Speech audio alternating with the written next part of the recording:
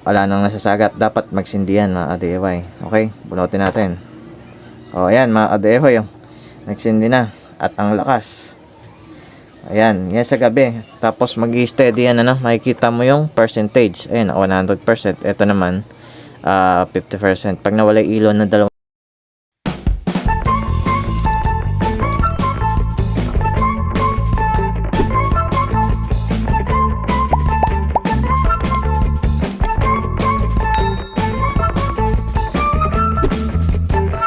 Welcome back sa aking video tutorial mga ka-DIY. Bali ngayong araw po ay gagawa po tayo ng DIY automatic solar light na 2 to 3 days bago malobat. Ayan, ano, bali tama nga po, 2 to 3 days bago malobat. Kaya sulit na sulit ito ka-DIY, ano.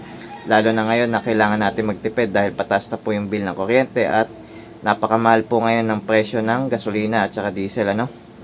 Kaya kailangan nyo to sa inyong mga bahay, ano, para makatipid kayo. Okay? At kung gusto niyo naman po ng magbenta nito ay pwede rin po, ano, para may other income kayo. Okay? Tapos yung mga ka-DIY natin, tapusin niyo po yung video ko dahil sa kalagitnaan po ng aking video ay meron po ako surprise sa inyo. Kaya panoorin niyo mabuti yung tutorial ko, ano, at sana mag-enjoy kayo at may matutunan kayo sa aking simpleng tutorial. Kaya huwag niyo po sana kalimutan mag-like at subscribe para lagi kang updated sa mga susunod ko pang video at tutorial. Okay, mag-start na po tayo. Bago po tayo mag-umpisa ay isa-isahin po muna natin yung mga gagamitin natin para sa ating DIY automatic solar light na 2 to 3 days bago malobat. Ayan mga ka-DIY, no? Bali ang una po natin kailangan ay itong LiPo4 battery. Bali ang bawat isa po nito ay 6,500 mAh ang isa. Ayan, bali dalawa po yung gagamitin natin. Ayan, bali ang nominal voltage po nito ay 3.2 volts at ang full charge voltage naman po nito ay 3.7 volts. Tapos ang brand naman po nito ay Power Central. Power Central, baka naman. Ayan, bali yan po yung battery natin na kailangan. Ang sumunod naman po ay itong BMS natin. Bali ito po ay 1S6 MOS at 12 ampere. Bali, ito po yung magpoprotekta sa ating battery sa overcharge at over discharge protection. Kapag full charge na po yung battery natin at hindi pa po nagka-cut off yung ating solar board, ay siya na po yung magka-cut off ng solar charge, ano. At kapag sa discharge naman po, hindi niya po hayaang maging 0 volts yung ating battery. Okay, para tumagal po siya, no. Kaya mahalaga may BMS mga ka-DIY. Ang sumunod naman po na kailangan natin ay itong enclosure natin. Bali ito po ay junction box at receptacle. Ito po yung magiging case ng ating solar. At ang next naman po ay itong ating ilaw na 3 volts 5 watts. Ayan mga ka-DIY. Maliwanag na po ito mga ka-DIY, no? At good na po ito lalo na sa emergency. Kaya ito po yung madalas kong ginagamit sa binibenta kong emergency light. Ayan. Ang next naman po ay itong solar board natin. Ito po ay type level 5 power distribution control motherboard. Ito po ay 3.2 volts. Saktong-sakto sa ating battery. Ayan. Bali ito po yung mag-automatic sa ating solar na gagawin, ano. Bali kapag wala na pong supply sa solar panel natin at gabi na, ay automatic iilaw po yung ating solar light. At kapag sa umaga naman po at mayroon na pong supply yung solar panel natin, ay mamamatay na po yung ilaw natin, ano. Kaya tinawag tong automatic solar light na board. Ayan, bali may kasama na rin po itong remote. Makokontrol po natin yung ating solar gamit itong remote. Pwede natin siya pailawin sa araw kung kailangan or i-dim.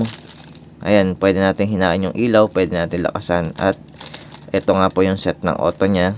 Meron 3 hours, may 8 hours, may 5 hours. Pwede niya yan para automatic siya mamamatay. Pero ang gagawin natin ay 24/7 na po siyang bukas at nag-auto na siya na mag-off at on. Ayan. Ang next naman po ay yung solar panel input natin. Ayan, bali ito po yung magiging input ng ating charging. Ayan. Tapos, kinuha ko lang po ito sa sa solar ko na nasira. Pero may nabibili po sa Shopee nito. Ayan mga ka-DIY. Ito lang po yung gagamitin natin na input sa ating solar na gagawin. Tapos yung wire po na gagamitin natin, itong 22 AWG na silicone wire. Good na po ito mga ka-DIY. At recommended talaga siya sa medyo matataas na ampere. Kaya yan na po yung gagamitin natin.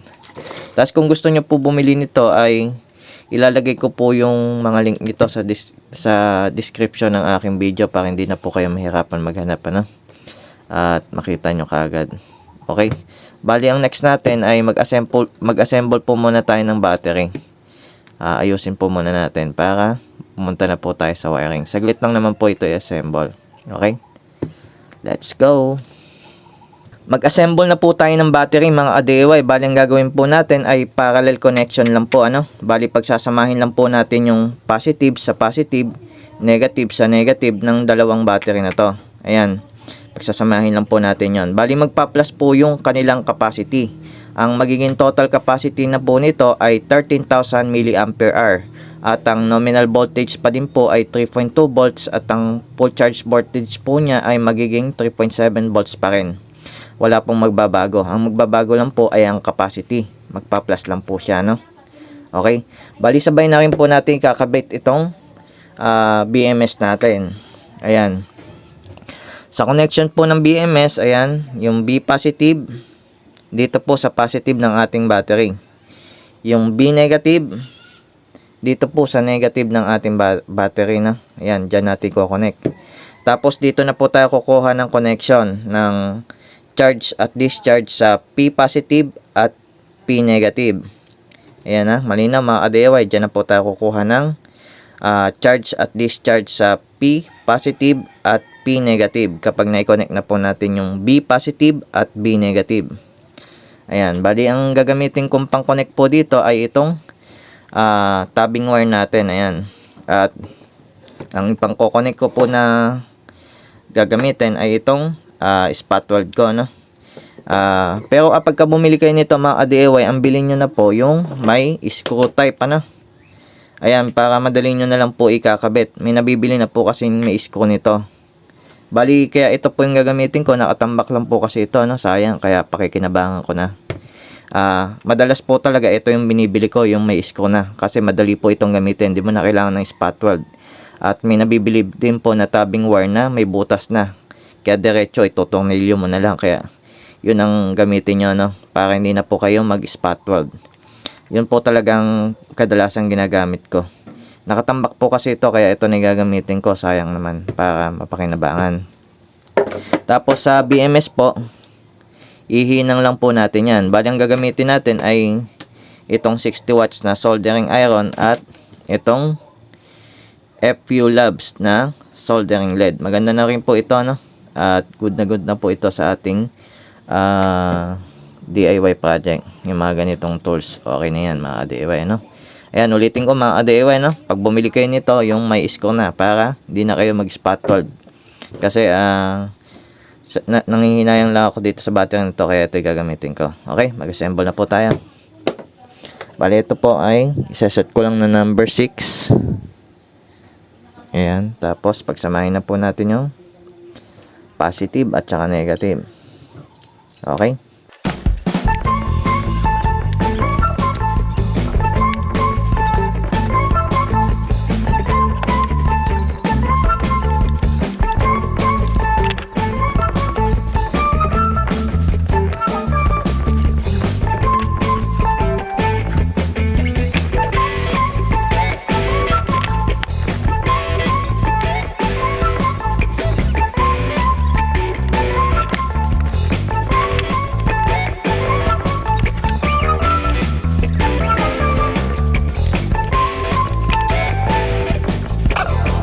Okay mga DIY, naparallel ko na po.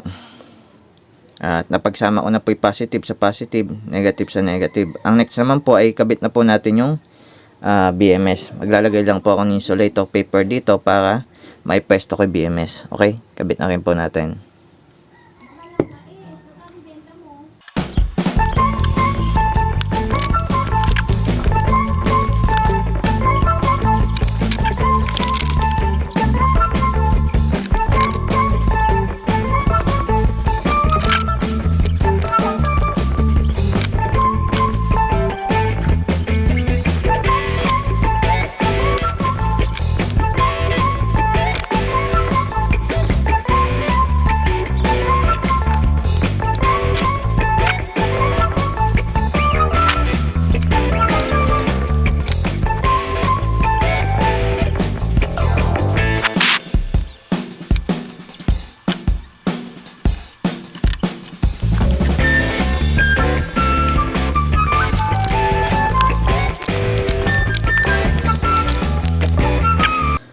Okay mga ka-DIY, ayan, tapos na po natin i-assemble yung ating battery.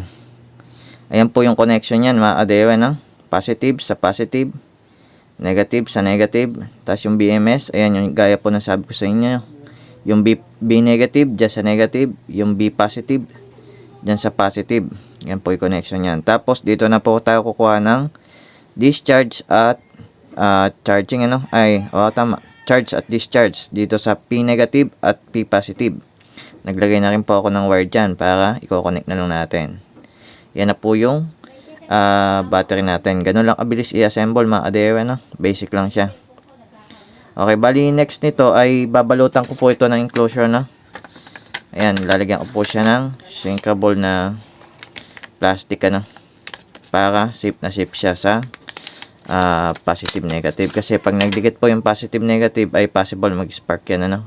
Pwede nyo rin naman po tapean lang ito, no, para lang takpan nyo po ito yung positive at saka negative. Yun lang naman po purpose nun, kaya maglalagay tayo nito. Yun lang mga ka-DIY, no. Bali next naman natin ay magbutas po muna tayo ng ating enclosure para may setup din rin po natin yung ating battery. Lalagyan na rin po natin itong battery nito dito. Bali dito sa enclosure natin, 3 butas lang po ang kailangan natin. Dito para sa ating solar input dito, tapos sa ating solar indicator, sa charging indicator. Bali 2 po yung lalagyan natin dito. 2 butas po dito. Bali magkakabit po tayo ng extension sa ating board, ano. Ayan, maglalagay po tayo ng extension para may kabit po natin ito. Ito po ay 3mm na LED indicator, ano. Ilalagay ko rin po sa description ng aking video yung link nito. Bali kakabitan natin para kita sa labas pag charge. Okay, magbutas po muna na tayo nito at saka ikabit na rin po natin yung indicator dito para magpunta na po tayo sa wiring, ano. Okay. Okay mga ka-DIY, ayan, no, tapos na po natin butasan itong enclosure natin. Bali ayan, may butas na po tayo dito na 2 sa harapan, tapos isa sa likod. Bali ito po ay charging indicator, ano, ayan, 2 na yan. Tapos ito naman po ay daanan para sa ating solar input. Ayan, naglagay po tayo ng rubber sealant, ano. Pero yung ilagay nyo po dito, wag po rubber sealant. Ang ilagay nyo, cable gland po na PG7 para safe po sa water, ano? Water resistant po kasi yun. Maganda pong klase na pansil, ano? Ayan, bali ito lang inilagay ko kasi ito lang po available sa akin. Okay? Yun po gamitin nyo, no? Yung cable gland na PG7. Ayan, lalagay ko po yung link nun sa description ng aking video para di nyo na rin hanapin. Okay, bali sa indicator natin, ayan, nakapwesto na siya. Ang connection po niya, nilagyan ko ng wire. Ayan. Bali, ang connection po nito, yung maiksi po, yun po yung negative. Tapos yung mahaba, yun po yung negative. Ayan, yun po yung ginawa kong wire dyan. Ayan, nilagay ko na, no? Tapos yung battery natin, nakapwesto na din. Nilagay ko po yung, nilagyan ko po siya ng double-sided tape. Ayan, nakapix na siya. Okay, di pa tayo mga ka-DIY, nagwa-wiring. Nakapwesto pa lang po yung ano natin, mga parts. Ngayon, punta po tayo sa board ng ating solar board, ano, ayan. Bali maglalagay po kasi tayo ng extension, di ba? Bali tatanggalin po natin yung ilaw dito ng, ayan, yung D2 at saka D4. Diyan natin i-connecta yung ano natin, yung charging indicator. Ayan, sa D4 at D2. Tatanggalin po natin yung pinaka LED na yan. Magkakonekta lang din po kasi yan. Ayan. Bali test natin. Papakita ko sa inyo kung bakit ko nasabi na magkakonekta lang yung mga ano na yan. Kaya yun lang tatanggalin natin.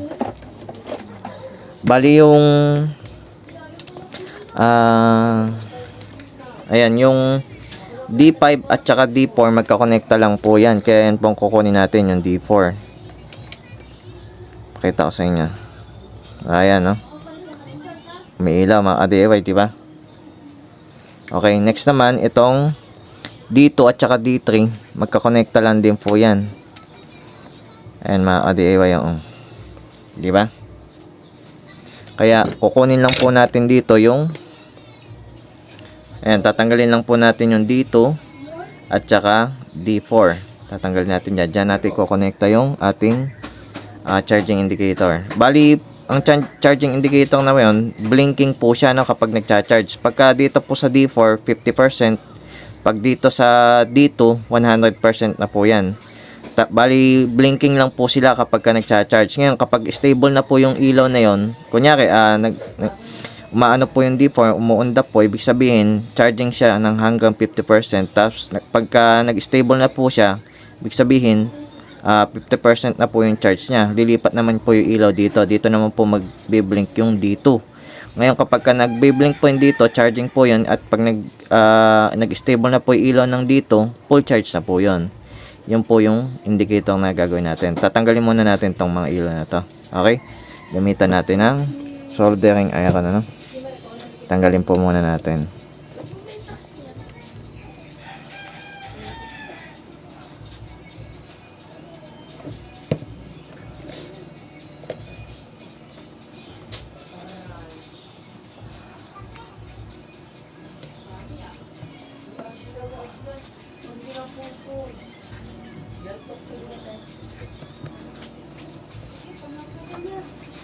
Ayan mga ka-DIY, pagtanggal nito, easy lang to, ano?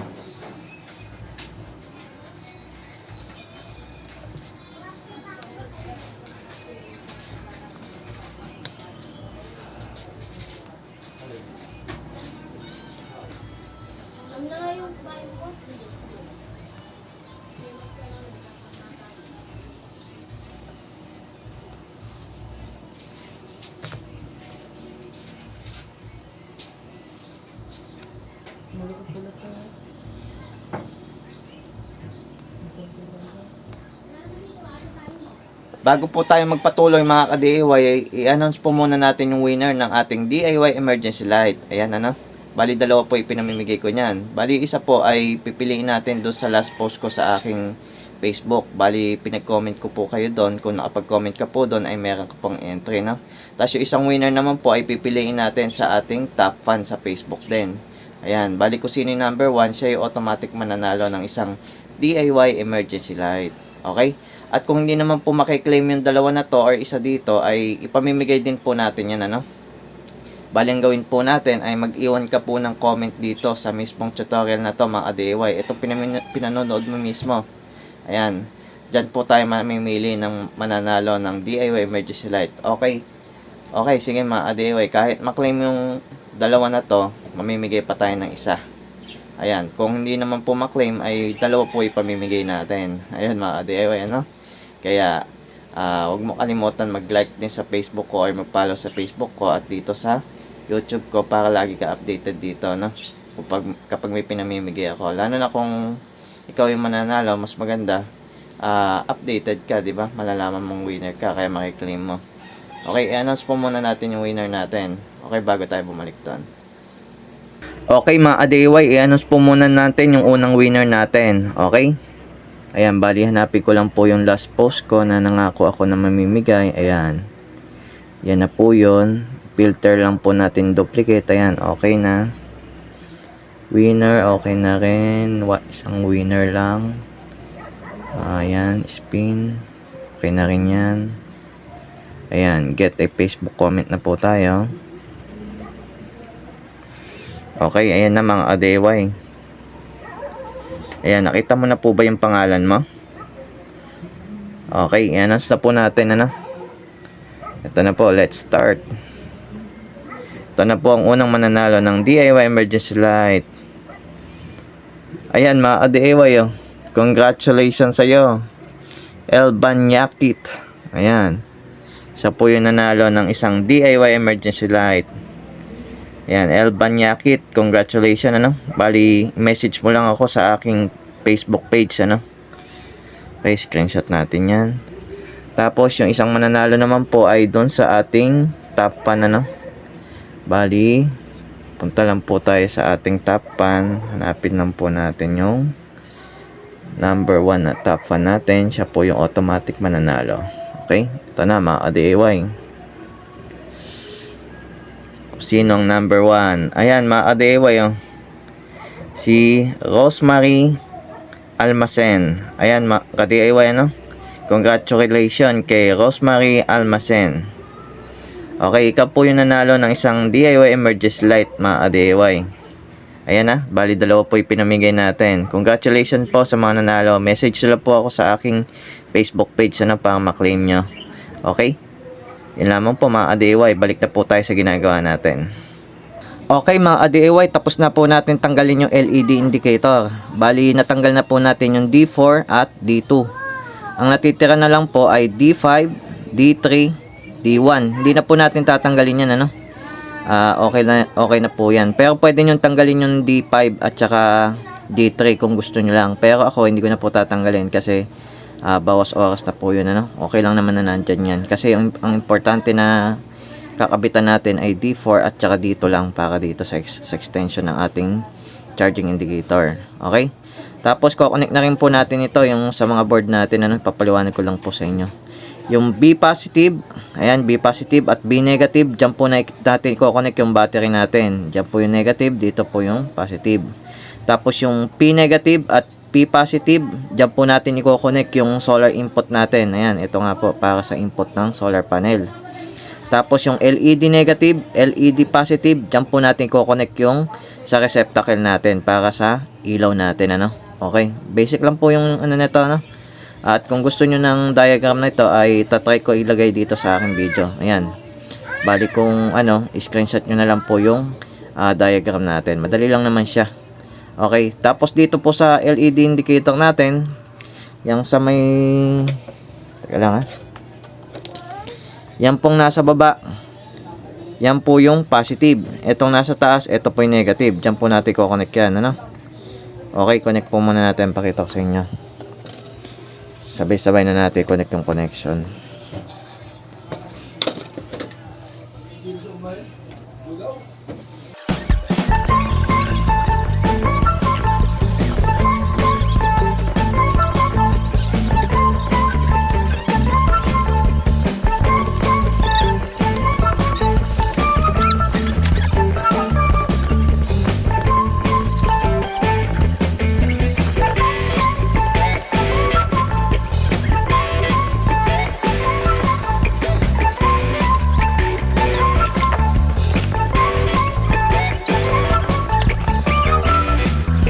Okay mga DIY, no? Tapos na po natin ilagay yung ano, ay hinang yung indicator. Ayan, dyan po yung positive, dito po yung negative. Yan po connection yan, ano? Tapos yung solar input din po natin, na ikabit na rin po natin. Okay, bali ang next naman natin ay yung, mali po pala yung nahinangan natin ng solar input. Ilipat nyo po yan sa P negative, ano? Okay, bali tatama ko po yan. Pero paliwanag ko po muna yung sa receptacle, ano. Bali yung nakikita nyo na gold na yan sa gitna, yan po yung positive connection. Ito yan. Tapos ito pong nasa ano na to, yung gilid na yan, yan po yung negative. Diyan po natin kakabit sa LED negative at LED positive. Okay, ayusin na rin po natin connection. Okay, balik po tayo sa paghinang.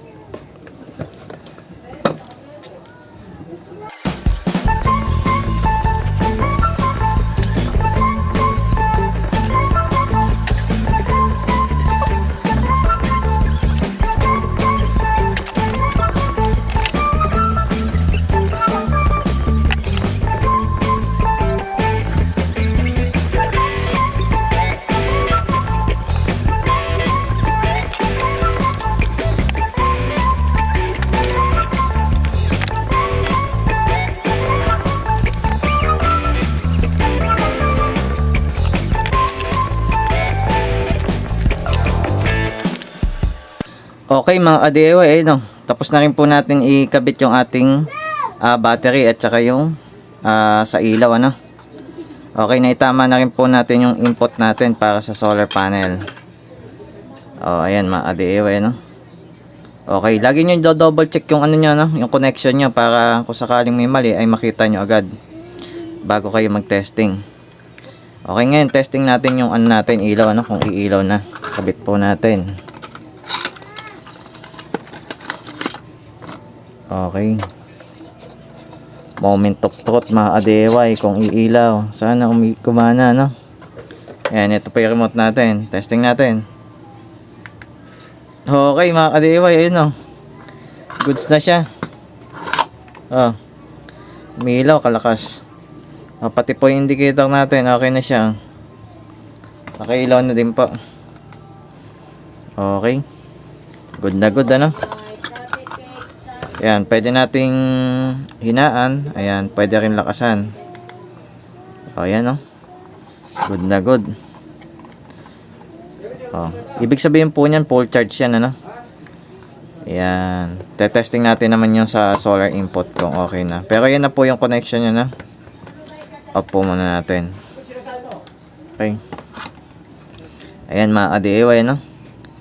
Yan lang po yan. Ganyan lang po siya kadali gawin. O, diba? Testing naman po natin sa solar panel. Bali yung solar panel na gagamitin natin dito, yung 12 watts, ano? 6 volts, 12 watts. Naka-setup na po siya sa bubong. Bali, ano ko lang po yung wire niya.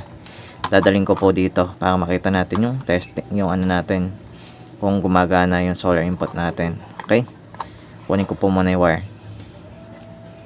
Okay mga ka-DIY, naka-setup na po yung solar panel natin sa taas. Ano? Bali ang solar panel na gagamitin po natin at recommended ko po dito ay 6 volts 12 watts pataas. Ano? Yun po yung gamitin nyo para may full charge na po yung battery na to.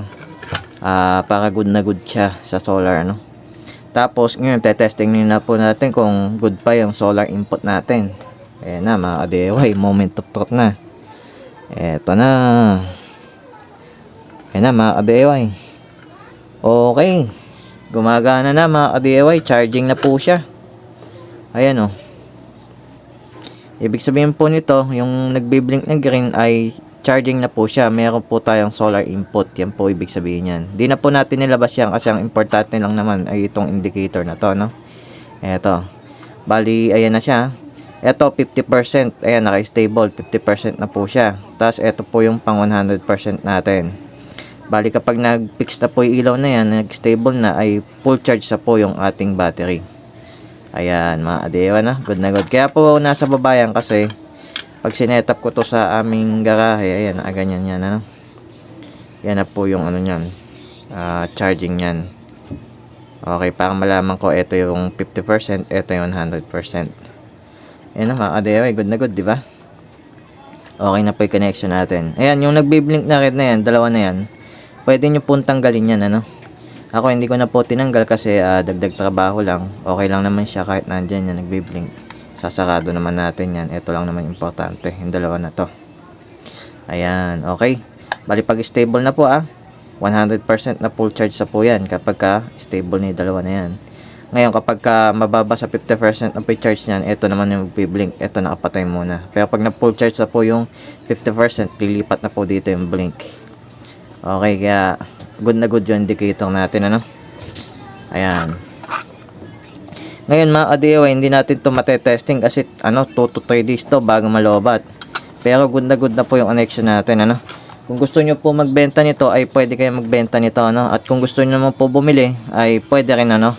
Kasi may nagbebenta na po nito sa Facebook, si Madiskarte. Kaya ano, mag-PM po kayo sa Facebook page niya at pwede na kayo mag-order. Okay. Kung gusto nyo naman po mag-order sa akin ay pwede naman, ano. Special lang. Kumbaga kayo lang igagawa ko. PM nyo lang po ako kung gusto nyo igawa ko kayo nito, no? Na solar na automatic. Bali kaya po siya sinabing automatic. Ito mga ka-DIY, kunyari patay na po, wala nang wala nang nasasagap na ilaw yung naliwanag yung ating solar panel. Ayan, mamatay na siya mga ka-DIY. Tingnan natin wala nang nasasagap. Dapat magsindi yan mga ka-DIY. Okay, bunutin natin. O ayan mga ka-DIY, nagsindi na. At ang lakas. Ayan, yan sa gabi. Tapos mag-i-steady yan, makikita mo yung percentage. Ayan, 100%. Ito naman 50%. Pag nawala ilaw na dalawa na yan, ibig sabihin lobat na yan. Pero bago malobat yan mga ka-DIY, sinasabi ko sa inyo 3 days to 2 days, ano. Ayan, pero sinasabi ko naman kanina kaya charging yan ay ibig sabihin hindi pa naman full charge ng 100% yan. Ito lang indicator natin na halos nasa full charge state pa siya. Okay? Ngayon pag sinaksak natin nakasagap yung solar panel ng liwanag, dapat kusang mamatay yan mga ka-DIY, no? O ayan mga ka-DIY, kusang namatay at charging na siya. O di ba? Kaya siya tinawag na automatic solar light. Kahit wala na po yung remote, ano? O kung gusto nyo naman sa umaga ay pailawin siya. Kunyari, nasa madilim, nasa kwarto. Kahit nasa kwarto yan, pwede nyo pailawin yan, no? Basta may remote kayo. Pero kung gusto nyo automatic lang, okay lang, ano? Tapos ito may set tayo na 3 hours, 5 hours, 8 hours na kusang mamamatay. Pero ako, hindi ko na po ito sa setup kasi 24 hours ko siyang i-auto, no? Bahala na siya mamatay at siya magsindi. Okay? Yeah, good na good. Di na po natin ito matetesting, ha? Kasi sabi ko sa inyo, 2 to 3 days bago malobat to.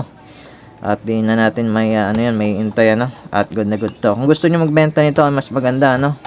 At kung gusto nyo makatipid, ay mas okay. Para kayo na gumawa. Para good na good, di ba? Pero sana ang recommended ko, gumawa na lang kayo at makapagbenta kayo nito para ayos. Ito po ay naka lang, naka double sided lang yan mga ADEWA, no? Pero matibay na yan. Okay, maganda yung double sided tape na ginamit natin dito. Ilalagay ko rin po sa description ng aking link yung double sided tape na ginamit ko. Okay, pwede nyo na po i-set up to, no? Okay na po ito. At pwede na kayo magbenta nito mga DIY, di ba? Dagdag sa inyong mga koleksyon. Okay? Sana may natutunan kayo sa aking maikling video mga DIY, ano? Ay, hindi po pala maikli ito. Mahaba pala, po pala. Okay, sana may natutunan kayo sa aking simpleng tutorial mga DIY. At huwag niyo po sanang kalimutan na suportahan ang aking YouTube channel para sa mga susunod pa nating mga project, ano? Kaya huwag niyo kalimutan mag-like at subscribe para lagi kang updated sa mga susunod ko pang video at tutorial. Lamang po, maraming salamat.